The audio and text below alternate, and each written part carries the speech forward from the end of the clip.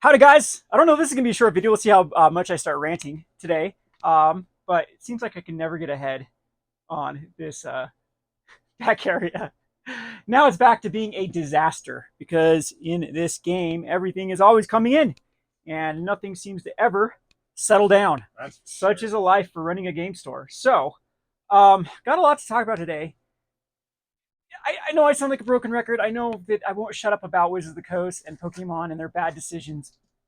And it just keeps getting worse. So Zach pointed out a tweet today by Star City Games that they are no longer going to be buying surge foils and specialty stuff because they cannot trust Wizards of the Coast from just blowing them out on the next set. So it was announced that now surge foils and all the specialty stuff are going to be increased from very rare in collector's booster boxes to now one every 8 packs is what it That's said what it said. on some It was stuff. saying and about it. We'll have to and pull it it's like the up. only thing that Wizards of the Coast has going for it right now for their look at Eldraine. I guess Eldraine does have a chase mythic, and people do like to say, and it still is in my opinion, if we were back in the days of like Guilds of Ravnica, that Hydroid Krasis, I guess that was Ravnica Allegiance, Yeah. was enough to sell the damn set. Yep. But it's not anymore. It's like Beseech the Mirror is not like I think Eldraine would have been enough. I think that if we were back in those glory years of Magic, that would have been enough to move the boxes, to get people excited, to get people to be playing formats, rather than they've just turned this stupid game into a big lottery. Is what it ends up being with these search flows. But now what they're doing is that they're like it's very similar to the lottery. So now what they're doing is they're turning it into the cheapo lottery, where every scratch off ticket wins, but say you paid $5 for your scratch off ticket, you win $2 back, and it gets people like, well, look, I won $2. Speaking of which, lottery, the FTC asked, or Congress asked the FTC about Pokemon Oh cards. boy. So, Oh wait, there's about some. Pokemon cards being like Bitcoin and stuff. How is that not? So, that's going to be Yeah, scary. it's a very scary time we live in with there. But that's like the route that I see Wizards of the Coast going down is like with Project Booster Fun is now going to be Project Booster Everyone Wins. So they're going to get something special no matter what. But again, it's going to be like, do they really think that people are going to have a disconnect like the lot with the lottery tickets? It always made me like scratch my head of why they did that. Why pay $5 to win $2? You've lost $3, but I guess it's just that sense of people like, oh look, I got something out of this. I wish that Wizards of the Coast would go back to the days where utility was king. That the reason why people bought their product is people wanted to play their game pieces. And they could still have their ultra rare stuff that like the chase stuff from Battle for Zendikar or but I would still on my last video I talked about like challenger decks. Like those could still be a good idea if people were actually more focused on playing the game. They've shifted this game over into more of the gambling mode than anything. I mean, that's like it's crazy how much I've seen it, and it's the exact same thing that Richard Garfield warned about. He did not want this game to turn into what he called Skinnerware, where it just continue to have people have to like purchase stuff. And in a way, maybe it's actually going away from that with the people that whales are now subsidizing everyone else's um, hobby here for those chase cards. But if you actually look at a lot of the data, it's not really getting cheaper. That's what I'll keep arguing with the people like, oh, super cheap singles, when in fact not really for some stuff when you're paying like $4 for uncommons because now or commons because they're super stinking rare when everyone's buying collector boosters. So Yeah. Well, also speaking of which, they also print the same cards in secret layers a few yeah, months later. there's just no faith now. It's very tough for people to. We're seeing it here locally where people are like, "Ooh, well maybe I want to buy that surge foil," but were they just going to come out with a secret layer, or are they just going to put? Or what happened to Commander Masters, especially, is like, "Ooh, I really like that Commander Masters art," but then I saw they'll drain art for doubling season, and it's like, "Ooh, I'll just should I wait? Should I wait till something else?" And so there's just so much reluctancy now for people that again, it does feel like that scratch off lottery tickets. Like, okay, we won something, but people are just getting they're going to start getting numb to it, and they're going to get numb to it very quickly. The same way we got numb with Project Booster Fail with Throne of Eldraine. It was cute to have showcase cards, and they're actually, if you look at the spread, Why are they anime? well, I mean, there's because there's It's overlap not between it. though. It's Okay, cartoon. Boomer. That's but so showcase though, that's the whole thing. It's we like there used to be like a uh yeah the I'm trying to think of the one. What's the one that does the if you play in some of the legacy Phoenix decks and modern Phoenix decks for a while, it's the adventure that just allows you to loot, draw a card, discard a card. The merchant. There with a showcase merchant back in the day, just the showcase version. had was worth money, and the other one wasn't worth money. Like the common one wasn't worth money because people still used to think that showcases were something special. And I believe that with Eldraine they were a little more rare, but now when we were checking over, like I think it was Blood Tithe Harvester that I was looking at, we had way more of the showcase versions than we did a normal version. So now the showcase version becomes the common version, the normal version, and the foil too, because the foil actually becomes insanely common because uncommons have a higher pull rate in collector's boosters than commons do. And so you're getting a ton of Blood Tithe Harvester foils when you open up collector's boosters. Now everyone's been trained, and especially now going forward, that there's going to be Surge foil galore and Confetti foil galore and Galaxy foil galore in these collector's boosters, that it's going to devalue all of the. I mean, it's going to lead to even more saturation, oversaturation of regular foils because they still have it in their mind like everything's foil at the collector booster. So you're going to get those the uncommon foils are now way more common than the normal versions of stuff, and it's just everything is so upside down and backwards, and I just don't know where this is going now. I can't remember the video I just watched. I need to link his channel because he's a local game store like us. It's like 11,000 subscribers. Someone will comment in the comment section below because I just was flipping through YouTube, and he did a great analysis on that. Wizards of the Coast is just, they are looking to take as much of the pie as possible to make sure that no one but them makes money, and they're like testing the water. They did it with Magic 40. They did it with, and I need to talk about Pokemon's classic set too, because I can't believe the Pokemon market is really accepting it, because to me it looks like Pokemon's Magic 40. It's like this massive $400 cash grab for something that the only reason it has value is there was scarcity. It is because it's nostalgia grabbing, and it's the exact same with these Magic 40. But it's crazy how the Pokemon community is just lapping it up. But the Magic community did reject Magic 40. I guess you can play with it though, huh? That's the biggest. Yeah, but go see the Van Gogh card. There were like riots in Amsterdam. Oh, just try to get the card today. Yeah. Well, and I'm okay with those specialty. Well, here's the problem with that though, because you can order it off Pokemon Center. Oh, can you? Yeah. Okay, so it's the same thing. So if I've talked about this card, I need Zach to pull it out sometime. We need to frame it because there's one card in Magic the Gathering that really grinds my gear more than anything that's ever been printed, and that is the Grand Prix promo Lightning Bolt that was in either the mystery packs. What, do you have it pulled out? Oh, he's like motioning me to come forward. I was going to show you something. So yeah, that it was reprinted. Well, because it was either in was it set boosters or mystery that it was in? It was go right there. Well, you can just show. Well, you can't quite see it. It's behind the other. Oh, the what, the sign card? No, the one right behind it. So, but that it got reprinted. Isn't that one of them? Is that what you're talking about? No, I don't know. Oh, right there. There it is. Never mind. Okay. Yeah. This is the one. This was the full art one. I don't think this. There was no. It was a different lightning bolt. Oh, is it? Yeah, it's different artwork, okay. But they have done crap like this before. Yeah. So there was a lightning bolt full art. There was textless, I believe, full art, and it even says Grand Prix whatever that it was given out for. It was the Grand Prix promo for attending the Grand Prix. You got it. It was exclusive to that. That's the only way you could get it, is by doing this. So what does Wizards do? Like, oh, how can we eke out some more reprint equity out of either our mystery or our set booster list slot?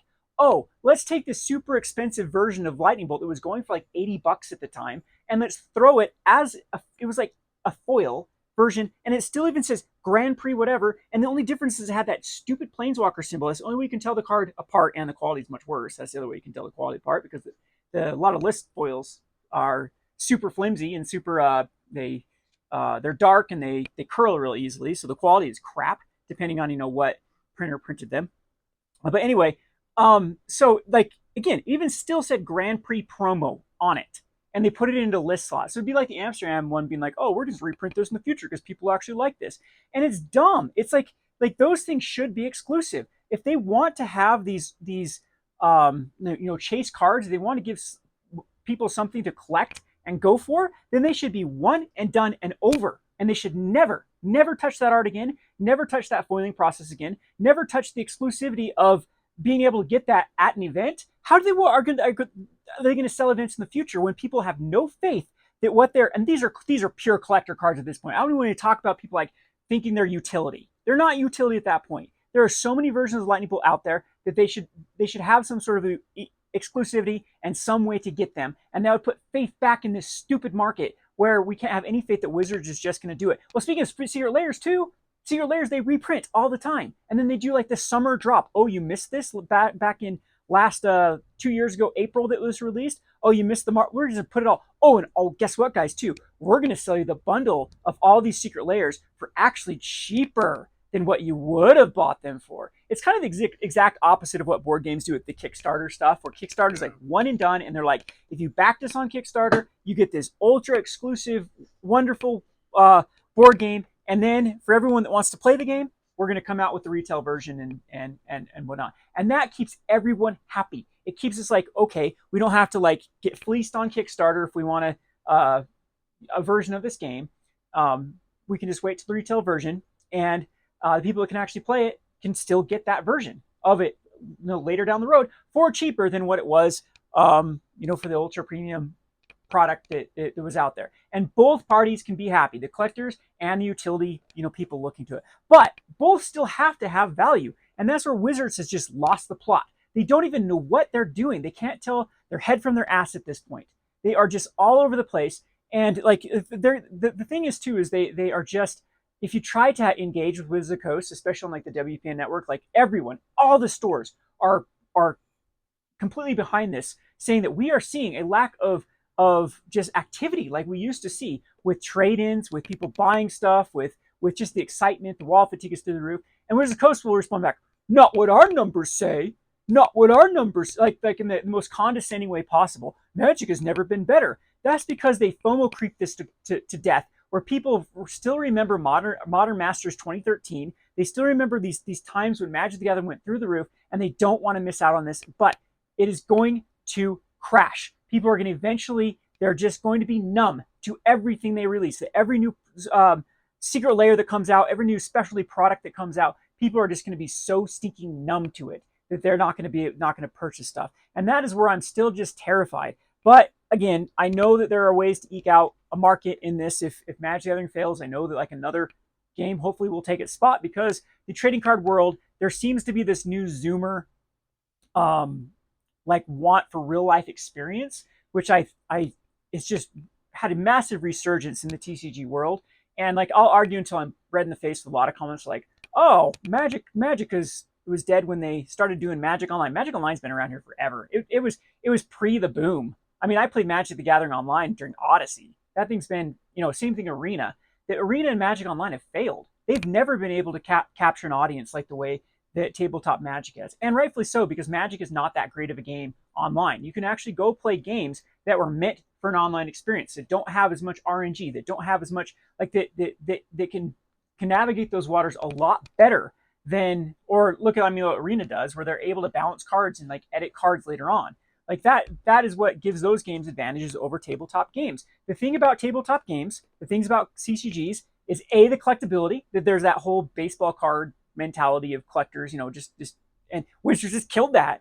And the whole gathering and playing with people face to face, that has a huge drive to why people play Magic the Gathering and collect Magic the Gathering cards, so they can show it off with their peers, so they can play. Like when I used to play Magic Arena, why the whole reason I got into Magic Online was just to hone my skills, so I could go and wreck scrubs at FNM. That was the whole reason I did it. It gave me access to play test stuff at a very fast paced rate.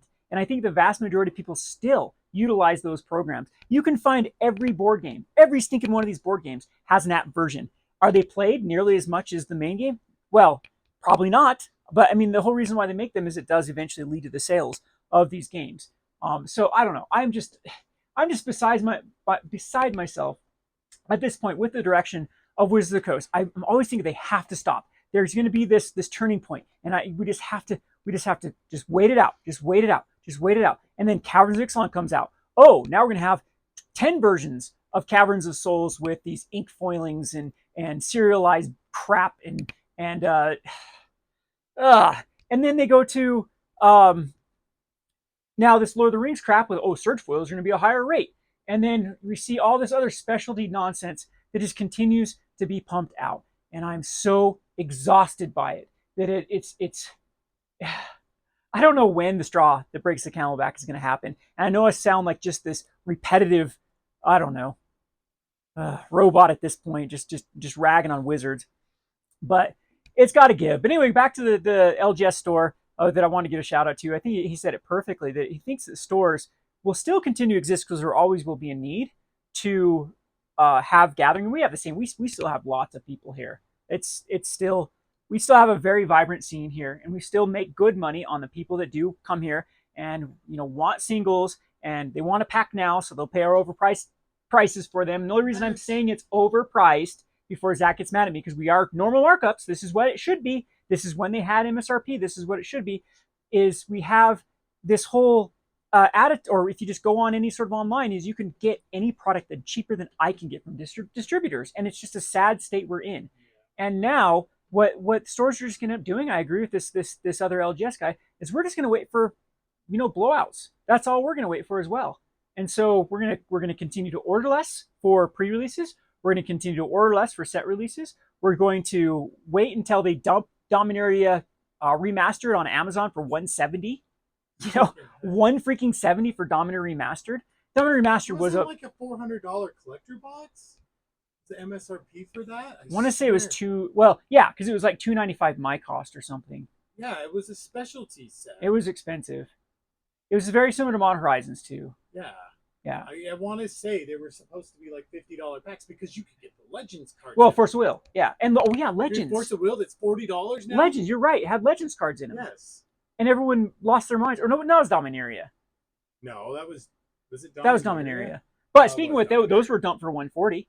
They were going for $140 on Amazon Dump. The Dominaria ones were going. So because $32.99 booster packs go for that cheap. Yeah, well, okay, again, because either so that's what has to give. You have to either sell it to us for cheaper, which again will then just lead to things being dumped out for even cheaper, or we're just gonna go to other outlets to get stuff. We're gonna wait till you fire sell crap.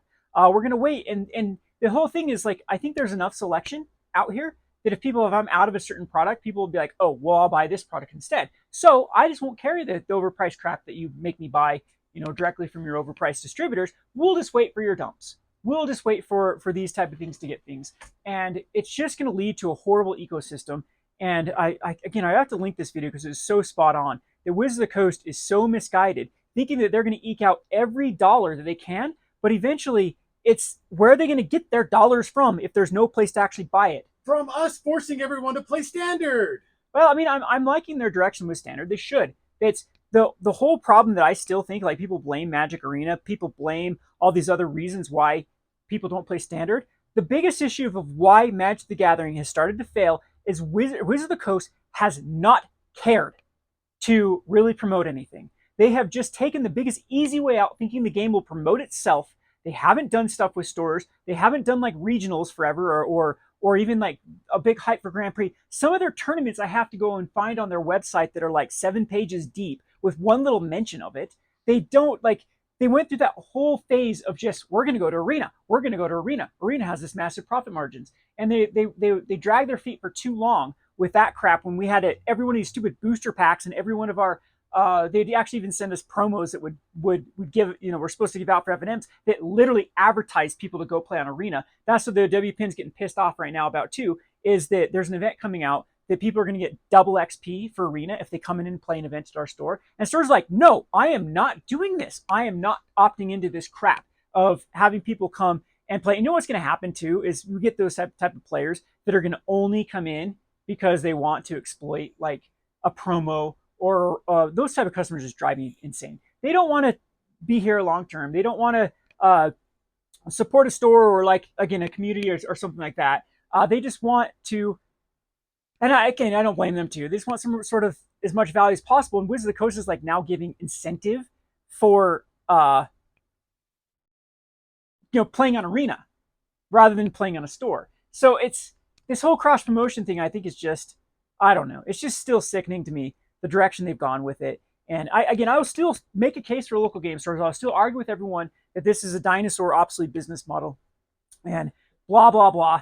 Because it shouldn't be. This should be something where there could be a healthy kind of symbiotic relationship between Wizards of the Coast and stores. I will still argue that I am more important than the, I was going to say shoe store, but those are really good too because people need to come in and try shoes. But I mean, I'm talking about like electronic stores and stuff too, where you don't need to demo any products, where you don't know what you're like.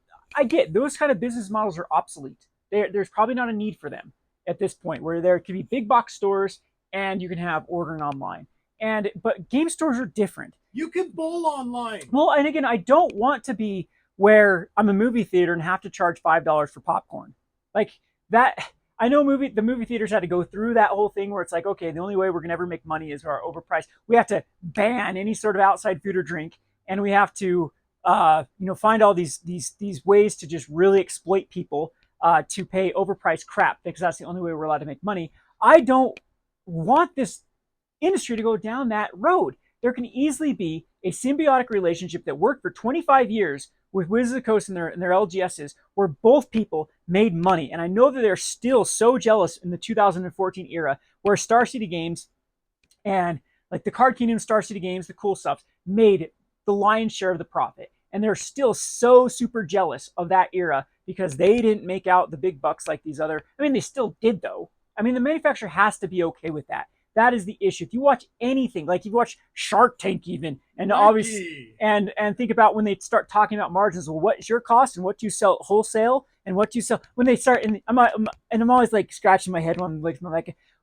even this product that sells a soap understands that their retailers need to be able to make a profit, and it's just so ludicrous at this point that Wizards of the Coast thinks that they're above that, and especially when they've had this massive symbiotic relationship. Now, there was a comment too on one of my YouTube that was like, well, because I was saying that local game stores kind of owe their existence to Magic and Pokemon, but then I was corrected in saying no, Magic the Gathering owes its existence to local game stores because they were the first one 30 years ago to play their game, to push it out there. I mean, local game stores existed before Magic the Gathering existed.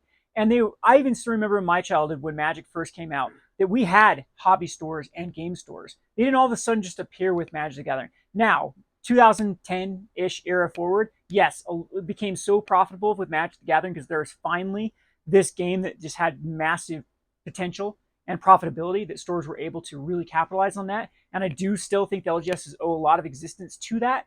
But I think that Magic has really, like I said, become so jealous and so kind of condescending that they are the reason why everyone exists, that they've forgotten that, I mean, this should be this symbiotic relationship where, both parties can actually prosper together. So again, it's going back to the last video that I watched too, that Zach's getting frustrated because I'm all over the place. But he's right. Wizards of the Coast is doing this misguidedly, thinking that it will work. But eventually what's going to happen, they're going to go down this road where they're going to keep taking more and more portion of the pie to where there will be no one left to actually spread the pie around. And at that point, then who they're going to find to buy their product? It would be all DTC.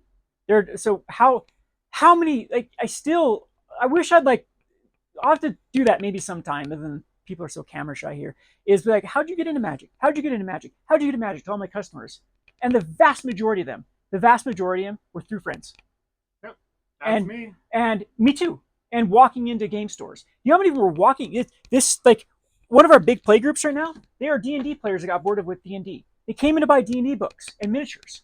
That's what they came in. And then Zach just kept nagging them. You guys should play Magic. You guys should play Magic. And then, no, we're never going to play Magic. We're never going to play that stupid game. It's such a dumb game. We don't like Magic. We don't even look. Looks stupid.